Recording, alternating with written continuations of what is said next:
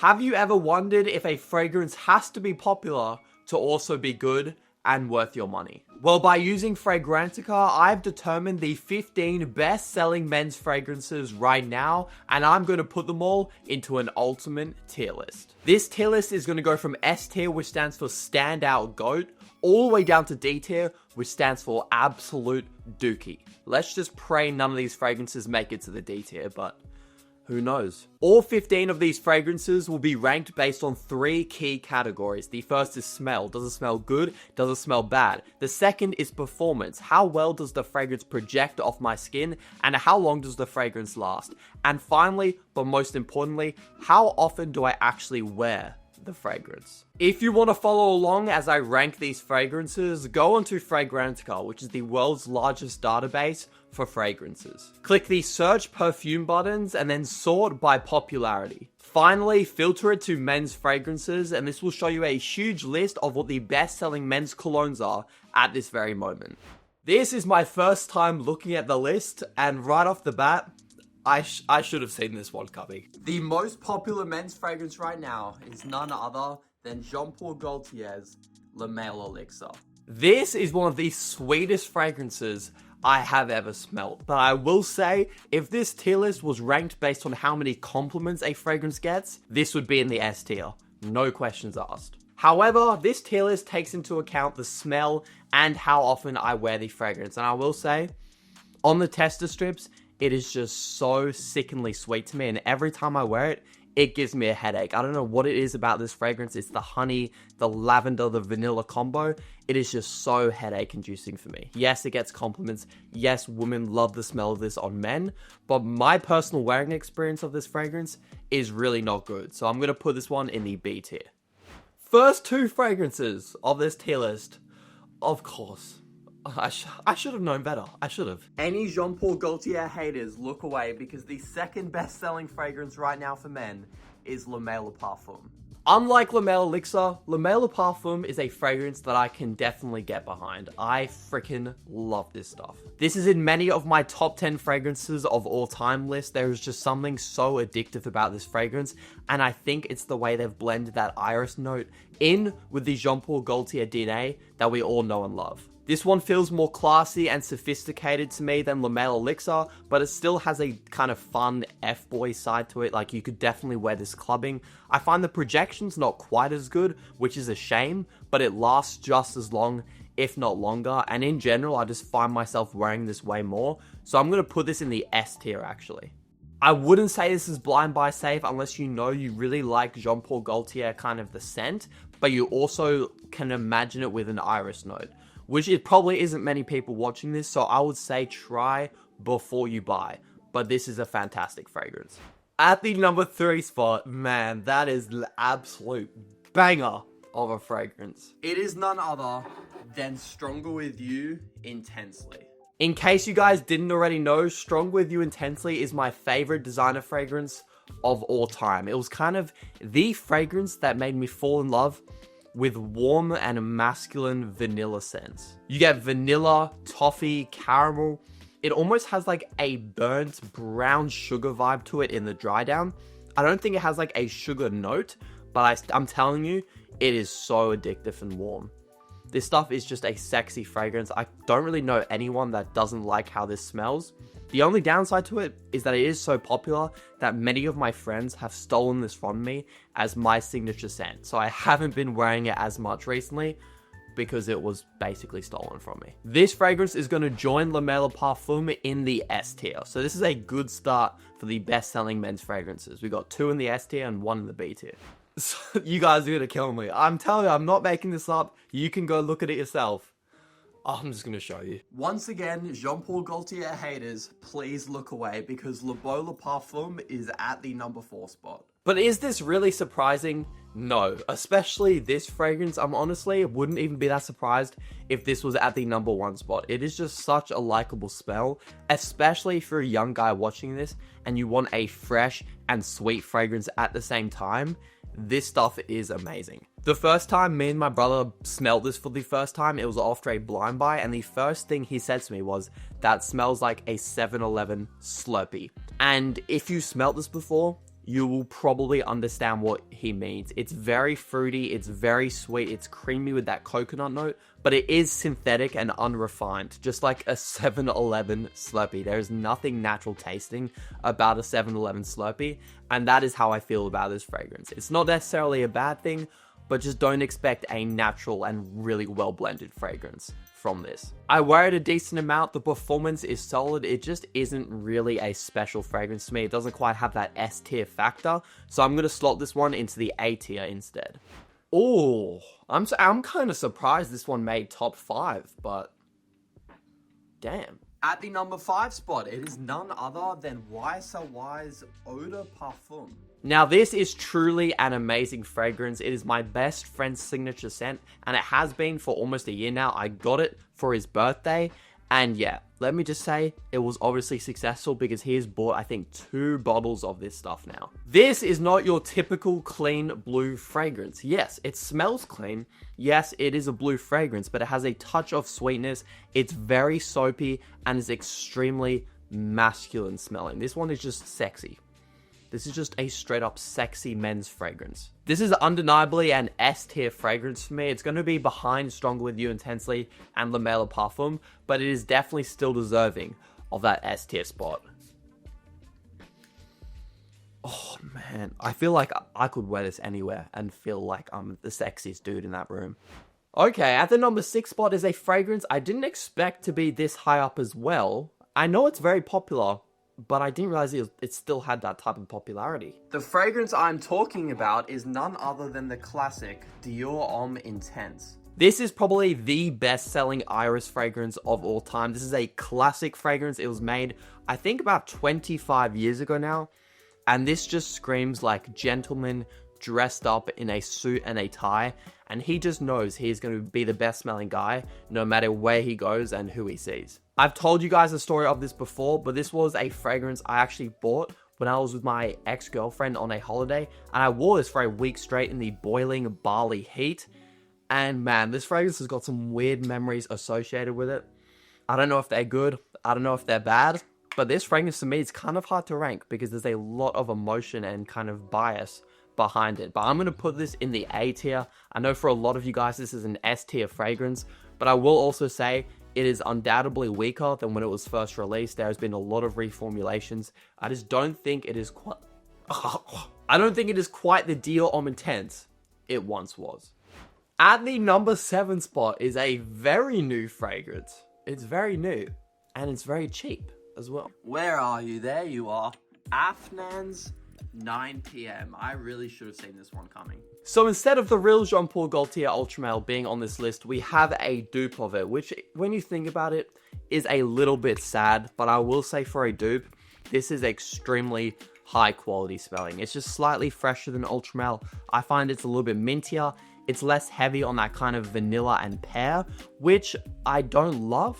But when you're paying $25, $30 for a fragrance, you can't really complain, can you? Performance, there are no complaints, around 7 to 8 hours longevity with moderate projection. This is one of the best dupes. This is the fragrance that kind of took off this entire trend of just dupes of every fragrance. Whether you love it or hate it, this fragrance changed the freaking game. I'm going to put this in the B tier because I never actually wear it. And a fragrance that I don't wear is not something that I can justify putting higher than the B tier. Now this is one that has caught me off guard, but I'm not complaining that it's on this list. Replica's Jazz Club.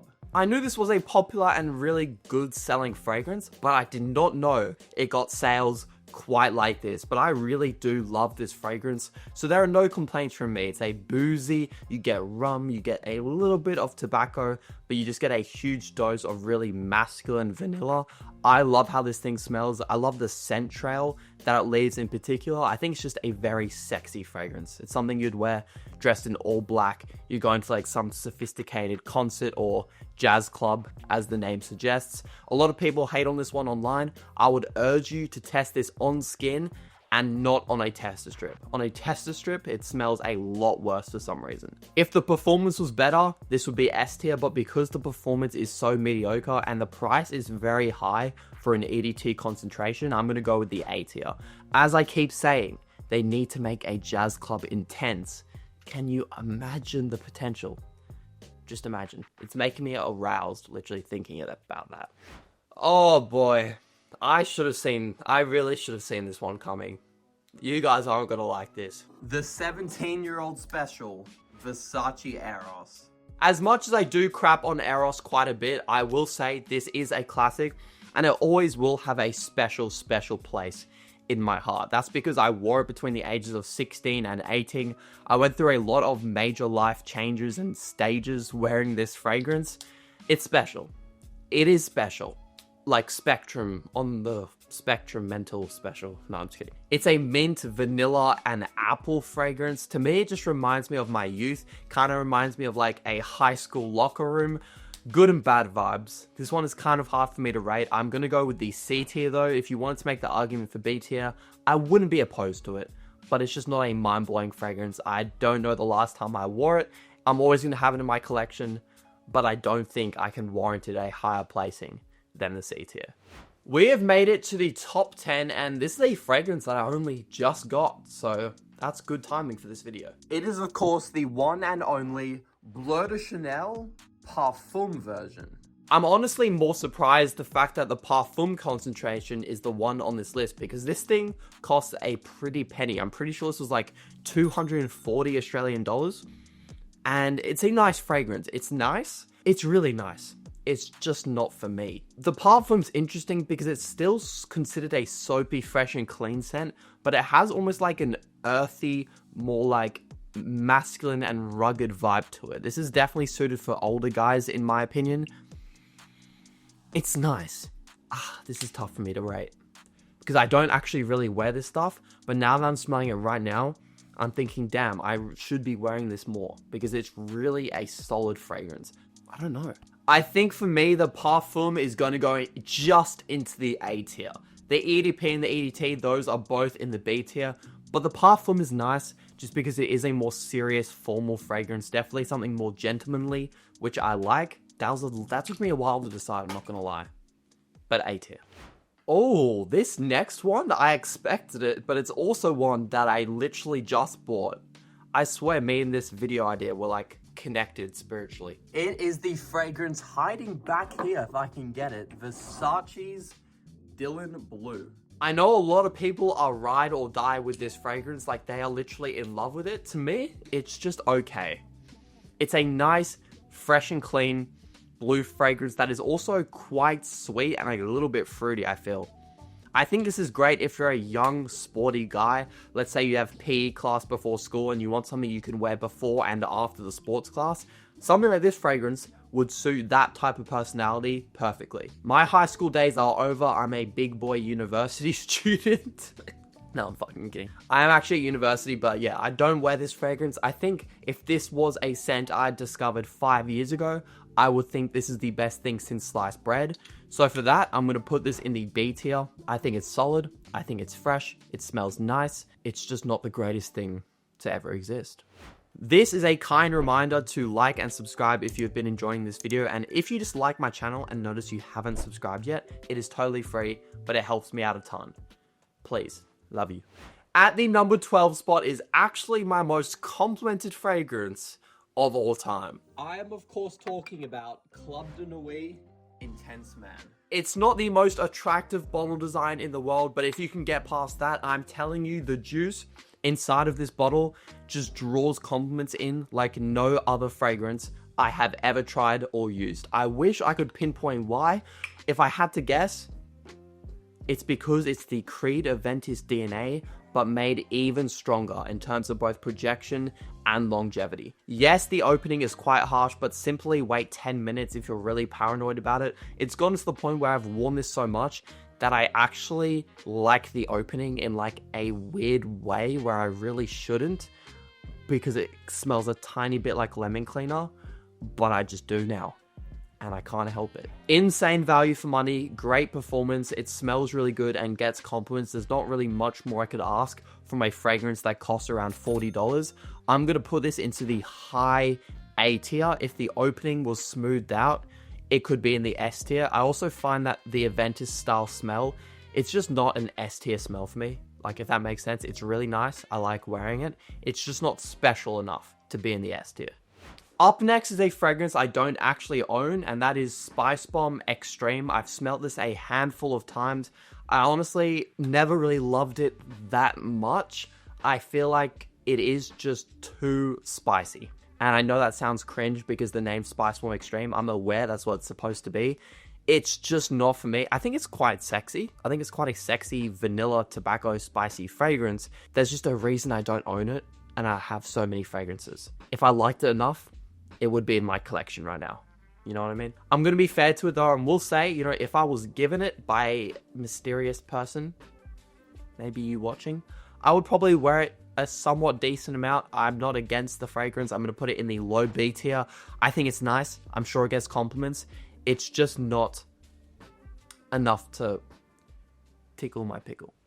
Up next is Creed Aventus, yet another fragrance I don't have, but since I just talked about Club de Nuit Intense Man, you can probably see that I do quite like the Creed Aventus smell. But this version of Aventus, the real version of Aventus, is like $400, and it's not even as strong as Club de Nuit Intense Man. How am I supposed to rank this properly? This is too hard. It kind of depends on what criteria I use to rank Creed Aventus. If you just go off how legendary it is, the fact that it's the original of a famous scent profile, then it could be in the S tier. But if I'm going off what Creed Aventus is now in today's world with all of these amazing dupes of it available, the fact that Creed Aventus itself has just been an overused scent, it's like B tier. So this is really hard. I'm going to put Creed Aventus in the A tier. It's a legendary fragrance. Yes, it has been watered down. Yes, it is overused to the moon and back, but it's legendary. It's A tier. It's A tier. The final fragrance in the top 15 to round off this video is one that I do have, and it's one that I get asked about a lot. It is Valentino's Born in Roma Intense. This is a super sexy, just in-your-face bubblegum scent. It takes the Born in Roma EDT and essentially amplifies the strength, the sweetness, and the fruitiness, and then tones down the freshness. It's really nice. Again, super sexy. The Valentinos, they all just kind of blend into one for me. They smell very similar. There are generally, in most of them, no notes that stick out. It's just a Valentino. Like, that's how I describe them. You need to smell the Valentino fragrances to know what I'm talking about here. If you want a going out, partying, more kind of like rugged, youthful scent, I would say this is also a safe blind buy. I really enjoy it. I think there are Valentinos like Womo Intense, like Green Extravaganza that I think are more unique and I personally enjoy more. But I'm going to put this one in the low A tier because it's still an awesome fragrance. A for awesome. That is going to wrap off this video on ranking 15 of the best men's selling colognes into an ultimate tier list. What do you guys think about my rating? I obviously think it's a pretty freaking accurate rating, but let me know down in the comments. Have a great rest of your day. Like, subscribe, and I'll see you guys in the next video.